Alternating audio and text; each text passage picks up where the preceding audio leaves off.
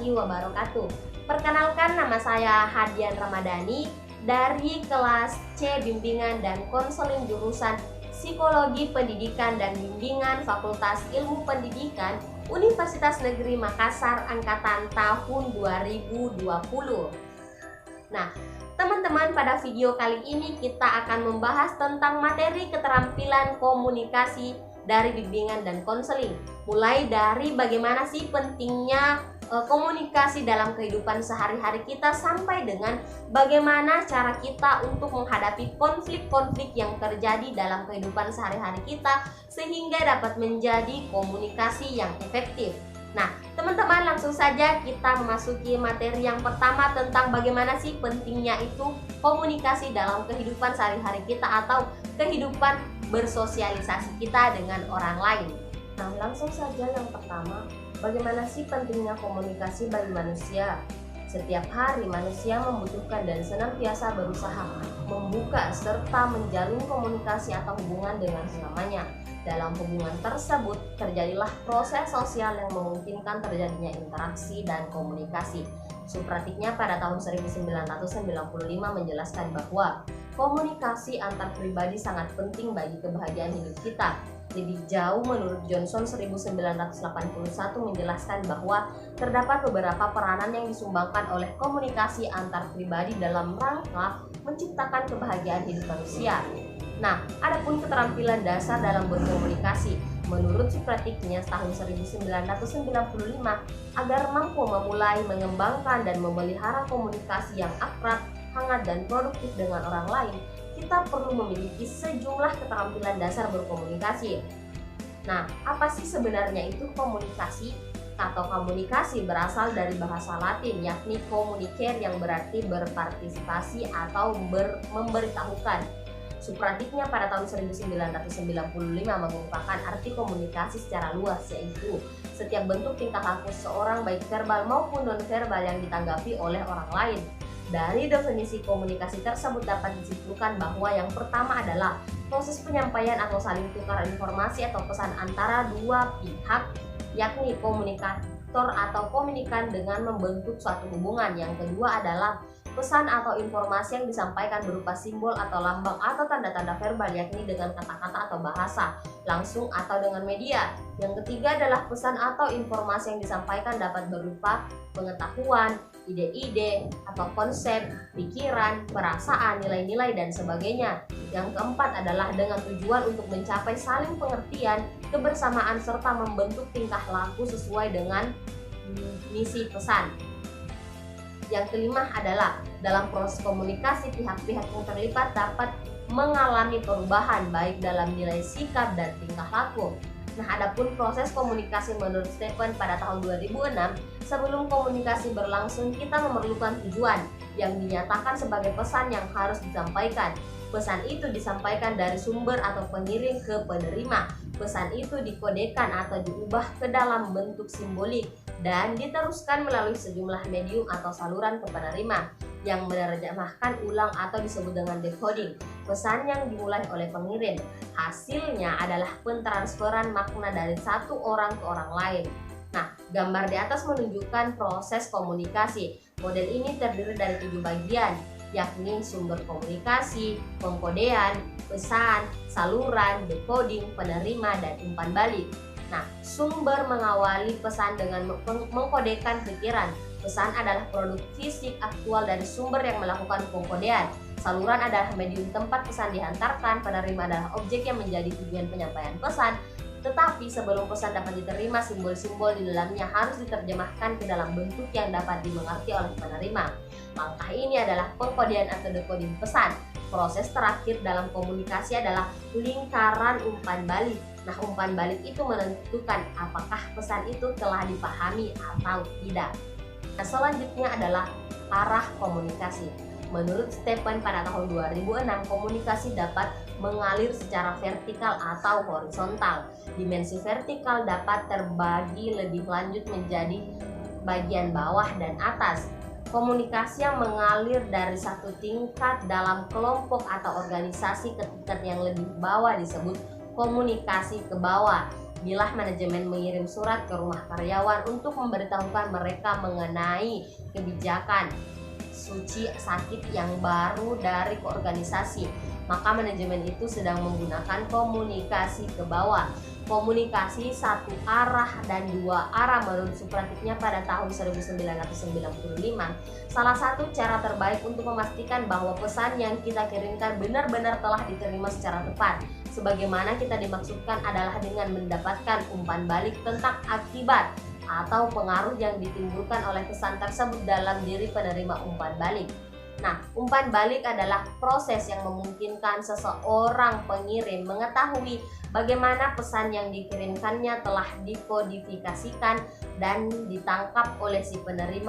Nah, komunikasi satu arah yaitu situasi komunikasi di mana pengirim tidak memiliki kesempatan untuk mengetahui bagaimana penerima telah mendorong kodifikasi pesannya. Sebaliknya, komunikasi dua arah berlangsung apabila pengirim cukup leluasa mendapatkan umpan balik tentang cara penerima menangkap pesan yang telah dikirimkannya.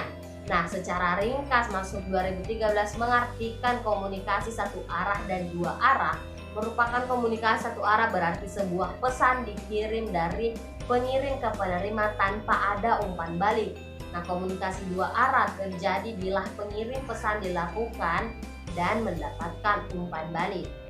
Selanjutnya adalah jenis-jenis komunikasi. Yang pertama ada komunikasi intrapersonal, yang kedua komunikasi interpersonal, yang ketiga komunikasi kelompok, dan yang keempat adalah komunikasi massa.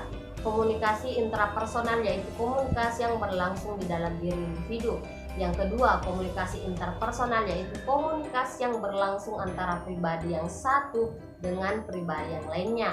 Selanjutnya, komunikasi kelompok adalah komunikasi yang berlangsung antara kelompok dengan kelompok, antara kelompok dengan individu, antara individu dengan kelompok. Jenis ini berlangsung dalam rapat, pertemuan, konferensi, dan sebagainya.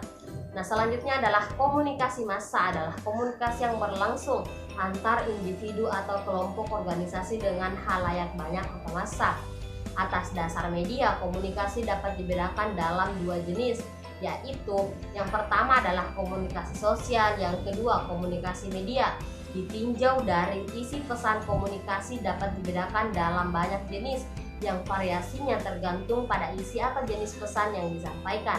Jenis-jenis komunikasi ini seperti komunikasi pendidikan, komunikasi pengajaran, komunikasi bimbingan, komunikasi politik, komunikasi kesehatan, komunikasi agama, dan sebagainya. Nah, adapun komunikasi antar pribadi.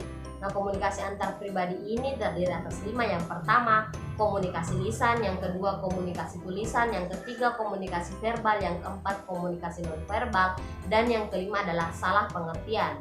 Komunikasi lisan adalah sarana utama untuk menyampaikan pesan. Keuntungan dari komunikasi lisan adalah kecepatan dan umpan balik yang dihasilkan. Kerugiannya dari komunikasi lisan yang muncul adalah ketika pesan-pesan harus melewati sejumlah orang. Komunikasi tertulis mencakup memo, surat, email, pengiriman, faksimile, laporan berkala organisasi, pengumuman di papan buletin atau alat yang dikirimkan via kata-kata ataupun simbol tertulis. Selanjutnya adalah komunikasi verbal. Verbal dalam komunikasi menurut Marsudi pada tahun 2013 terdapat beberapa aspek. Di antaranya yang pertama adalah vokabuleri atau perbendaharaan kata-kata. Yang kedua adalah racing atau kecepatan. Yang ketiga intonasi suara. Yang keempat humor. Yang kelima singkat dan jelas. Dan yang keenam adalah timing atau waktu yang tepat. Selanjutnya adalah komunikasi nonverbal atau bahasa tubuh, adalah penyampaian pesan tanpa kata-kata. Marsudi pada tahun 2013 menyatakan bahwa terdapat beberapa hal yang termasuk dalam komunikasi nonverbal. Yang pertama adalah ekspresi wajah, yang kedua kontak mata, yang ketiga sentuhan, yang keempat postur tubuh dan gaya berjalan, yang kelima sound atau suara, dan yang keenam adalah gerak isyarat. Nah, salah pengertian usaha manusia untuk berkomunikasi dengan baik atau tidak selalu menghasilkan komunikasi yang efektif, walaupun seseorang telah berusaha untuk berbicara dengan benar. Namun, makna atau kata ataupun pesan-pesan nonverbal yang ditangkap oleh orang lain dapat salah atau terjadi salah pengertian atau biasa disebut dengan miscommunication. Nah, materi selanjutnya adalah jenis-jenis hubungan antar pribadi yang terbagi atas 6. Yang pertama, tahap perkenalan. Yang kedua, tahap persahabatan, tahap keakraban atau keintiman, tahap hubungan suami istri, tahap hubungan orang tua dengan anak, dan yang keenam adalah hubungan persaudaraan. Nah, tahap perkenalan, pada tahap ini hubungan antar pribadi dikategorikan sebagai kenalan karena jenis hubungan antar pribadi seperti ini sangat terbatas pada pertukaran informasi. Berger pada tahun 1979 dalam Miliweri 1997 membagi hubungan pada tahap ini atas 3 kategori yang disebut tahap pasif, tahap aktif, dan tahap interaktif. Nah, selanjutnya adalah tahap persahabatan. Prinsip umum yang harus dijaga dalam persahabatan adalah keseimbangan dan kesejajaran kedudukan. Persahabatan menghendaki agar dua pihak, komunikator dan komunikan, harus merasa mempunyai kedudukan yang sama. Tidak ada yang lebih tinggi daripada yang lain. Ugly dan Henderson pada tahun 1984 dalam Miliweri 1997 mengemukakan persahabatan mempunyai beberapa fungsi, yaitu yang pertama, membagi pengalaman agar dua pihak merasa sama-sama puas dan sukses. Yang kedua, menunjukkan dukungan emosional. Yang ketiga, sukarela membantu kalau dalam kesusahan. Yang keempat, berusaha membuat pihak lain menjadi senang. Dan yang kelima adalah membantu sama kalau dia berkehalangan untuk sesuatu urusan. Nah, selanjutnya adalah tahap keakraban atau keintiman. Sillars dan Scott pada tahun 1983 dalam Miliweri 1997 mengemukakan pendapat bahwa hubungan yang antar pribadi yang intim disebabkan oleh interaksi yang berulang-ulang dengan derajat kebebasan dan keterbukaan yang sangat tinggi. Keakraban atau keintiman antar pribadi yang terjadi karena dua pribadi memiliki banyak kesamaan, sehingga membuat hubungan mereka menjadi satu, bukan dua. Kelly telah membagi beberapa tahap cinta, yaitu cinta karena nafsu, cinta pragmatis, dan cinta altruistik. Nah, Leigh pada tahun 1973 dalam Miliweri 1997 juga menyebutkan 3 jenis cinta. Yang pertama, cinta romantis atau eros. Yang kedua, cinta asal cinta atau lurus. Dan yang ketiga adalah cinta persahabatan atau storge. Nah, selanjutnya tahap hubungan suami istri. Kalau hubungan antar dua orang dari jenis kelamin yang berbeda melewati batas hubungan berkategori intim dan akrab, maka pasangan lelaki dengan perempuan tersebut bisa meningkatkan hubungan menjadi hubungan suami dan istri. Nah, selanjutnya adalah hubungan orang tua dengan anak. Jenis hubungan ini adalah hubungan yang terlihat di antara orang tua dengan anak-anak mereka dalam satu keluarga intim. Selanjutnya adalah tahap hubungan persaudaraan. Jika jumlah anak dalam satu keluarga makin bertambah, maka terjadi pula hubungan yang disebut siblings. Hubungan ini ditandai oleh perasaan cinta antara adik dengan kakak maupun antara anak-anak dari ayah dan ibu yang sama. Nah, materi selanjutnya adalah pembukaan diri. Pembukaan diri ini terbagi atas 4. Yang pertama, self disclosure. Yang kedua, jendela johari. Yang ketiga, membangun kepercayaan. Dan yang keempat adalah mempercayai. Self disclosure atau pembukaan diri menurut Johnson pada tahun 1981 adalah mengungkapkan reaksi atau tanggapan kita terhadap situasi yang sedang kita hadapi, serta memberikan informasi tentang masa lalu yang relevan atau yang berguna untuk memahami tanggapan kita di masa kini. Menurut Supratiknya pada tahun 1995, membuka diri berarti membagikan kepada orang lain perasaan kita terhadap sesuatu yang telah dikatakan atau dilakukannya, atau perasaan kita terhadap kejadian-kejadian yang baru saja kita saksikan. Menurut Supratiknya pada tahun 1995 ada 2 cara untuk menjadi lebih memahami diri sendiri, yakni yang pertama mendengarkan diri kita sendiri, nah yang kedua meminta umpan balik dari orang lain. Selanjutnya adalah jendela johari. Joluffe dan Harry Ingham melukiskan diri kita ibarat sebuah ruangan bersarang di tempat yang mereka sebut dengan jendela johari sesuai nama depan mereka.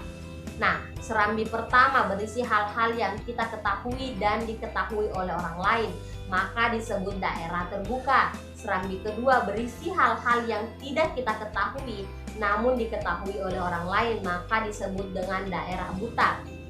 Serambi ketiga berisi hal-hal yang kita ketahui namun tidak diketahui oleh orang lain, maka disebut dengan daerah tersembunyi. Nah, serambi keempat berisi hal-hal yang tidak diketahui baik oleh diri kita sendiri maupun oleh orang lain, disebut dengan daerah tak sadar. Johnson pada tahun 1981. Membangun kepercayaan. Untuk membangun sebuah relasi, dua orang harus saling mempercayai. Menurut Supratiknya pada tahun 1995, hal ini dilakukan pada saat menentukan di mana mereka harus ambil resiko dengan cara saling mengungkapkan lebih banyak tentang pikiran, perasaan, dan reaksi mereka terhadap situasi yang tengah mereka hadapi dengan cara saling menunjukkan penerimaan, dukungan, dan kerjasama.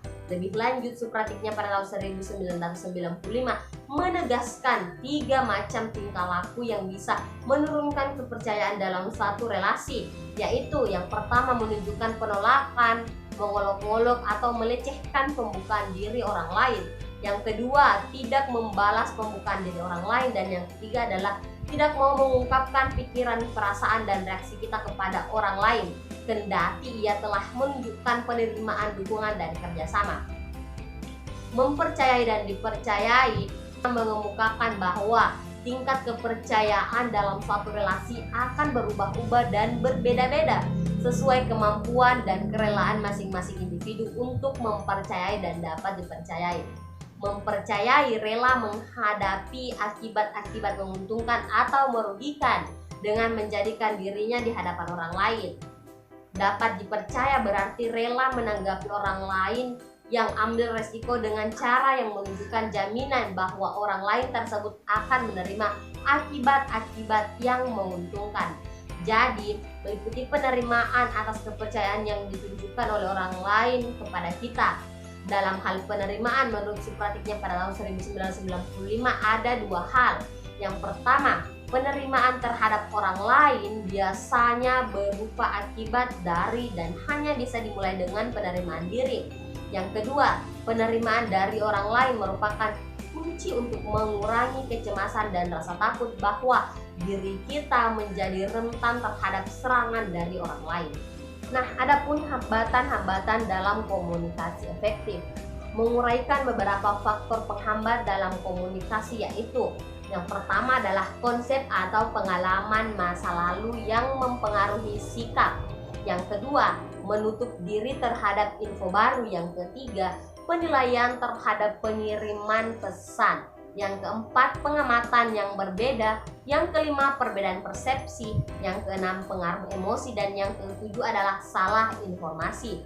Sementara Stephen pada tahun 2006 secara rinci mengemukakan sejumlah hambatan dapat mengganggu atau memperlambat komunikasi yang efektif. Yang pertama, penyaringan. Yang kedua, persepsi selektif. Yang ketiga, informasi berlebih. Yang keempat, emosi. Yang kelima, bahasa. Dan yang keenam adalah kegelisahan komunikasi. Konflik dalam hubungan antar pribadi.